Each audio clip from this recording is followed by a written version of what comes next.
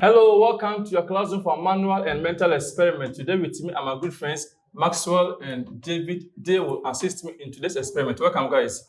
Are you good at numbers? Yes. Wow. I read somewhere that anthropologists are yet to find a primitive society whose members are unable to count. Therefore, today's experiment will depend on our ability to count numbers. Okay, I would like you to think of a number. Don't tell me what number it is. David, you do that. David, think of a number. Okay. Don't tell me what it is. And I bet I'll write down a bigger one. So, All right. yes, write any number. I'll turn my face away. Any number. Good.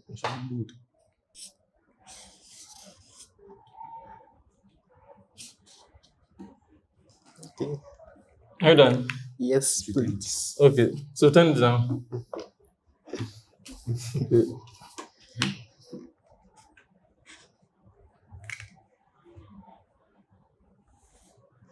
Okay, I'm done as well.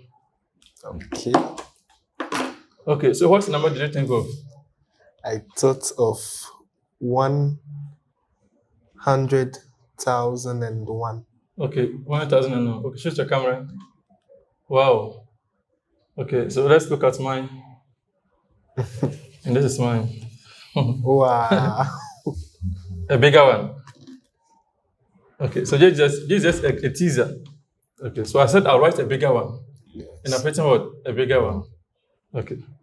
Now let's get something real. This one is not realistic. Okay. Today's experiment is that I would like you to think of a number that when you add it 3 times, the total will be equal to 60. So I'll give you an example. If I pick 20, 23 times, so the total is equal to 60. So 20 is used, you cannot use 20. I would like to think of a number that when added to itself 3 times, the total will be equal to 60. Okay? So you can discuss among yourself and try to figure out what number it is.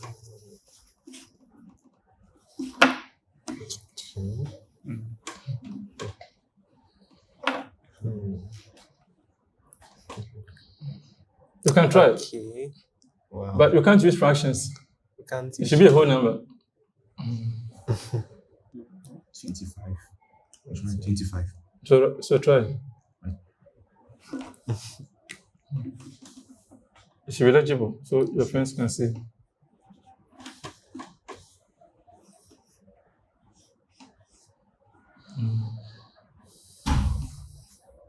No, the same number.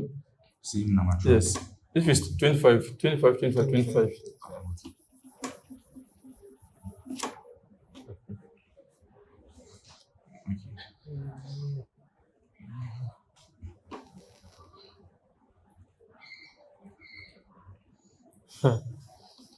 Wow. You sound up to 60. Yes.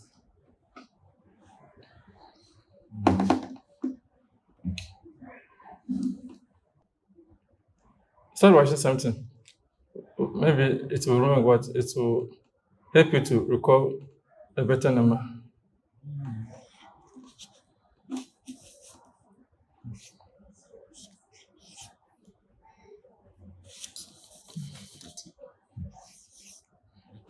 You can add them only twice. Yeah. Wow. The same number 3 times should be equal to 60. 20 is out. 20 is out. Record the example I said for you. Okay. So 15 tries to give you 45. Yes.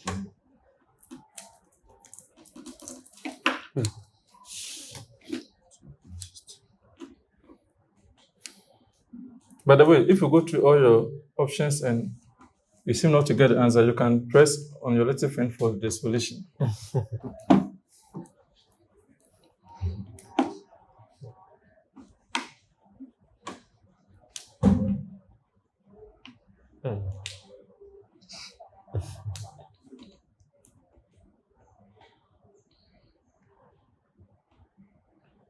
It can be any number at all. But when you sum them up, it should be equal to 60. 60.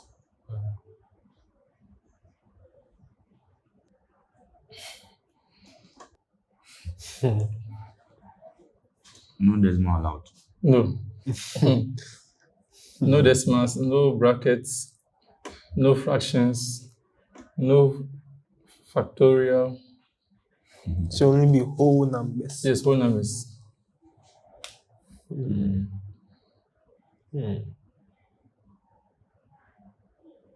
So any number we pick, repeat it 3 times, and the total should be equal to 60. Except 20, which I've used so far.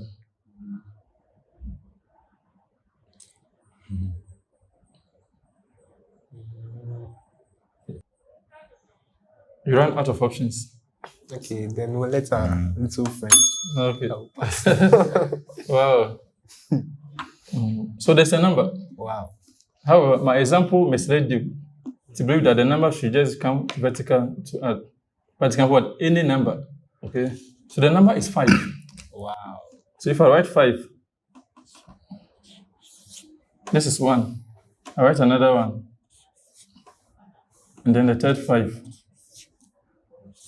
When I sum them up, we're having 5 plus 5, giving this 10. Right? So 0, remember 1. We add a 1 to the 5. I have what? 60. Wow. So this is it. So you're having 5, 5, 5, 5, 3.